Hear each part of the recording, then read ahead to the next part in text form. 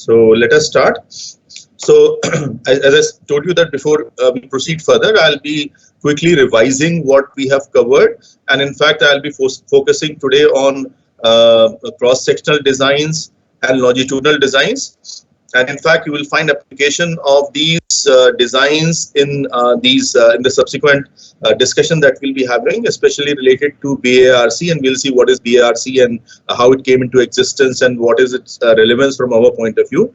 So see, kindly recall that we have discussed cross-sectional longitudinal designs, and in cross-sectional designs we have discussed that these designs, cross-sectional designs, are the most commonly used designs. They are they come under descriptive research designs. And here what basically is happening is the sample is not fixed, and we obtain information from the given sample only once. It gives us a snapshot view of things as we get, for example, when we are using a mobile phone camera in the still mode, and whatever picture is emerging, it attempts to be representative of some known universe.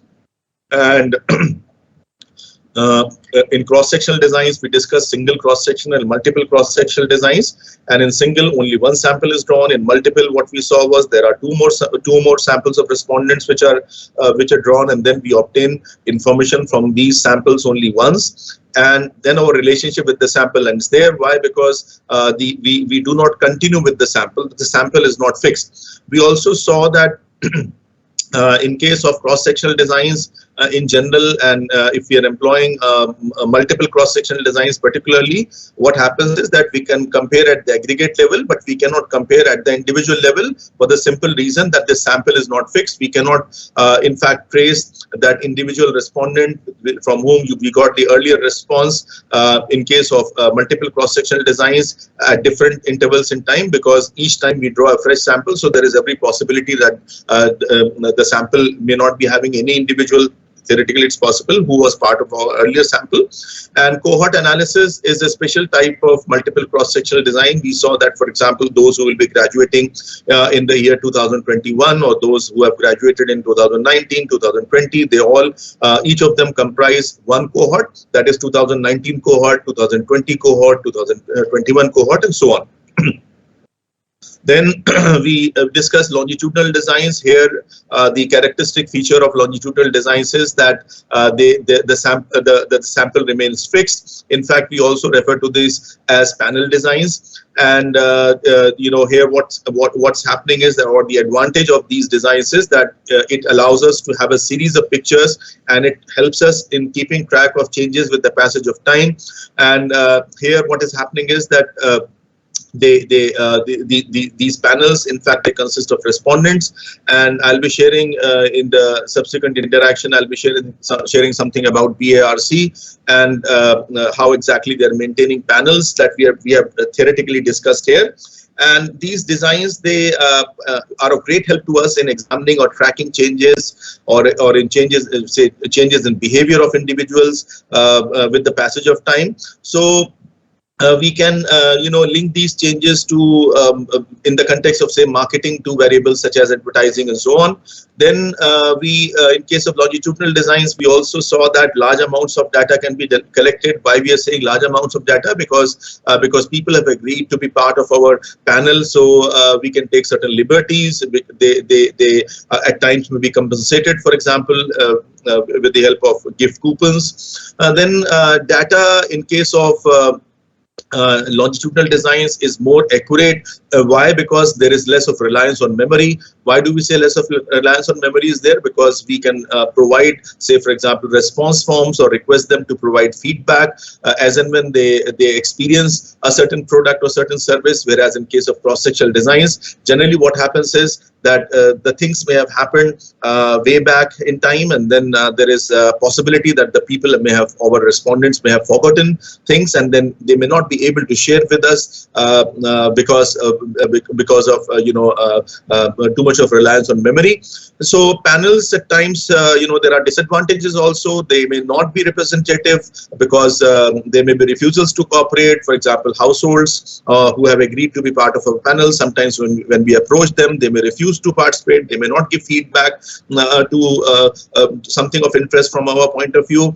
Another problem is that of mortality. For example, our respondent who was part of the panel in Delhi, he or she moves to Mumbai, so we will refer to that as mortality. Now, because of payment, because of some kind of compensation that is being given, at times people who are there for love for the money or for love for the compensation, they may be giving us feedbacks which may not be exactly genuine feedback. So that is why there are issues as far as say payment is concerned. There may be response bias also. We saw that people who are recruited freshly into the panel, they may give answers which are inflated. People who have continued to be our panel members for very long, they start behaving as experts, and then they start giving responses which they think are right and which they believe are expert responses, which is not what we want. And this is again a comparison of or relative advantages and disadvantages of the cross-sectional longitudinal designs, though we have already covered. So this is the last slide that will be again, we are basically walking through earlier slides that we have covered in previous interactions. So this is a very brief comparison or in terms of advantages, relative advantages and disadvantages of both these types of designs, which broadly come under descriptive research designs. So if you want to detect change, it will be always advisable to go for longitudinal design. If you want to generate large volumes of data, again longitudinal design. If you want to be more accurate and you want there should be less of reliance on memory, so in that case you should be going in for longitudinal design. If you want the sample to be more representative, in that case cross-sectional designs are advantageous. If you want to avoid bias, then again cross-sectional designs are more advantageous. So this is regarding the cross-sectional longitudinal designs. Next, I'll share with you. Okay. Next, I'll share with you what I was. Yes.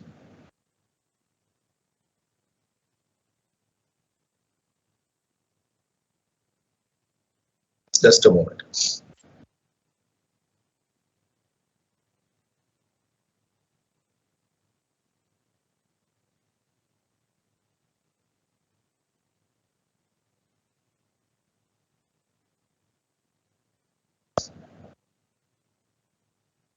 I'll just give you 5 minutes before I start discussing the next section. I have uploaded 2 files, both in the WhatsApp group as also in the file section on the Teams platform. So quickly browse it. I don't want to go through, especially the PDF file which I have uploaded. It's a long document, so I'll suggest that go through the first 4 pages.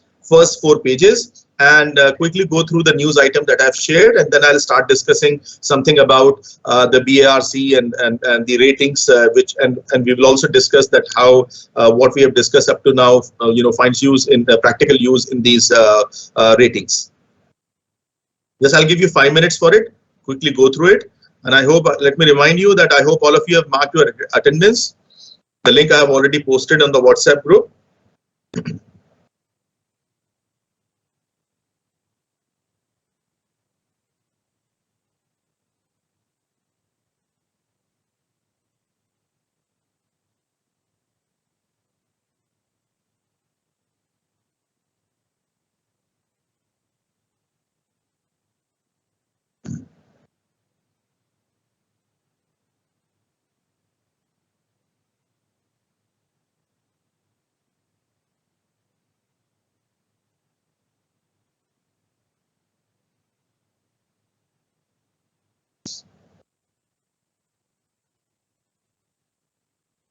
You have 5 minutes.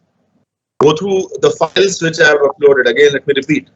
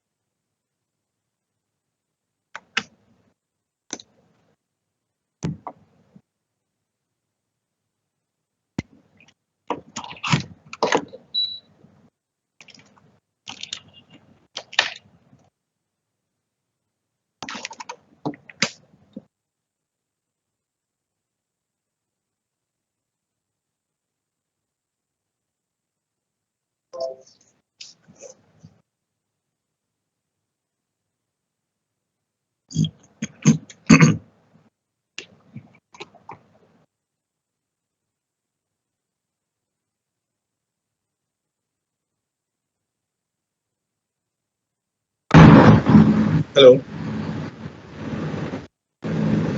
Hello. Yes, sir. Yes, sir. Ready? Yes, sir. Okay. Just give me some more time.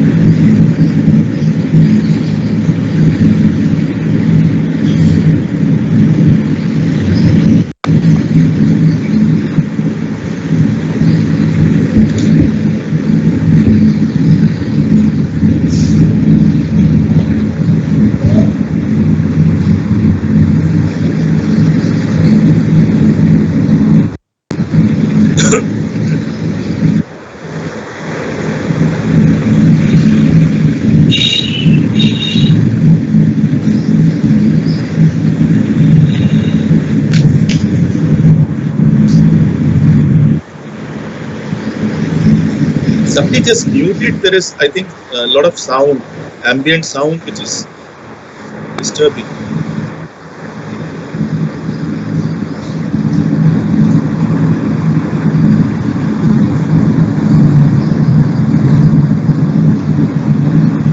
Heather,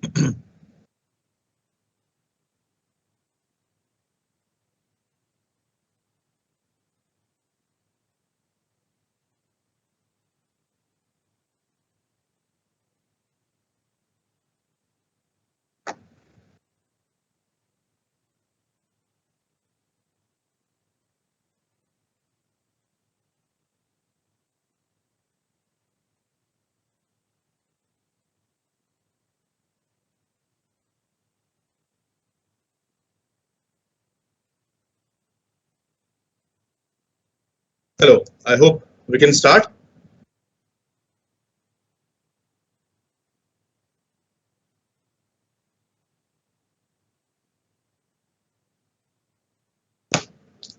Till now, I have not come across any message. I hope nobody is facing any difficulty in accessing this interaction.